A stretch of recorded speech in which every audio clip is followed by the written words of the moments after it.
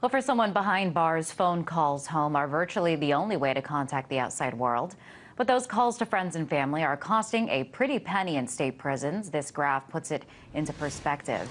A basic plan from Cricket is 4 cents per minute for long distance calls or unlimited phone calls and texting for $35 a month. The federal prison system costs 23 cents per minute. But here is where it gets outrageous. A call in a Georgia state prison via private company Global Telling costs $1.13 a minute. That's about $17 for a 15-minute call. So while it's families that incur the costs, the phone companies and state prison systems are reaping the profit. Even federal prison systems, which charge much less, still makes money on the calls. Now, the Federal Communications Commission is taking notice of the exorbitant fees. The FCC announced it would seek public comment on prison phone rates. So why are the rates so high, and can the FCC change anything? I'm joined now by Dr. Joanna Fernandez, a professor, filmmaker, and activist from Baruch College. Dr. Joanna Fernandez, great to have you on. So as we just saw, if you want to make a call in a federal prison, it costs much less, a fraction of the cost than state prisons. Why is that? Well, part of the situation is that you have a predatory system in place that's supported by state prison systems. Essentially, these companies, they secure a contract through a bidding process whereby the company offers the state prison system a commission or profit sharing in the form of a percentage of revenue to the prison system. So the prison system essentially is obtaining kickbacks from the companies, and so this produces price gouging because there is no limit and no cap on the prices that are placed on these calls, because both the company and the prison system are benefiting from the exorbitant prices that you've outlined. According to the Center for Constitutional Rights, in some states it costs $6 an hour, a minute. Wow.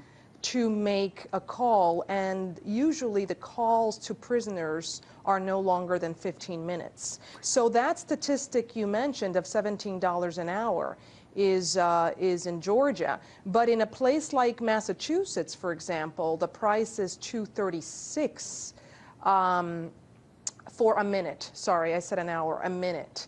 And so there's a huge discrepancy from state to state. And what we have here is that some communities are incurring a kind of collective punishment or a regressive tax for the imprisonment of the individual. And these communities are disproportionately poor and disproportionately African American and Latino. So this is a huge injustice, but it's also a civil rights issue. Now, what it sounds like is that these states have no incentive to provide the lowest cost. Is that fair to say? That's correct. There's no incentive. There's no competition, in part because there's this monopoly system that is state supported. Meanwhile, just how much money, how lucrative is this prison telephone industry?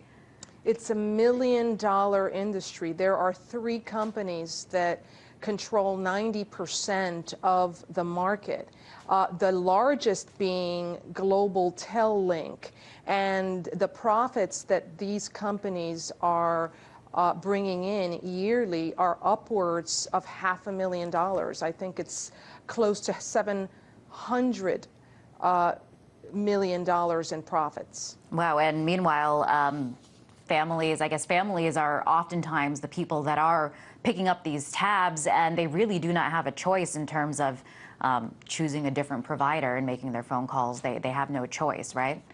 Right. Well, you know, the people who are imprisoned are disproportionately poor, economically disadvantaged, and so are their families. And the heartbreaking and the human aspect of this story is that oftentimes those who are not able to afford these exorbitant phone call prices are the children of prisoners who are kept from speaking to their parents because of these exorbitant prices. And essentially, for those prisoners who are not able to make a call to members of their family, you have a situation in which their isolation from society increases exponentially. And if they are to exit prison, the likelihood of recidivism increases as a result of this isolation.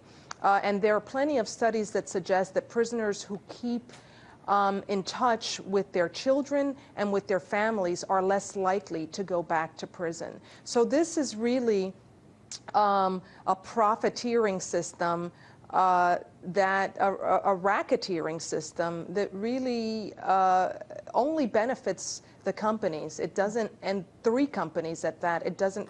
It does absolutely nothing for society and for addressing the issue of crime and reforming an individual in prison. Okay, so we do see that the effects are very far-reaching. It affects not only the person that's locked up, but their family and these children. We don't have a lot of time left, but I do want to ask you, we know that the FCC is looking into this. What can they do about it? Well, what they need to do is establish caps on these prices. The federal example is a perfect one. Phone calls at the federal level are approximately 7 cents a minute, and those work fine. And the companies reap profits from that established rate. And that's what needs to happen at the state level across the country. Okay. The caps need to be set. All right, we are out of time, but really appreciate you coming on. That was Dr. Joanna Fernandez, a professor, filmmaker, and activist from Baruch College.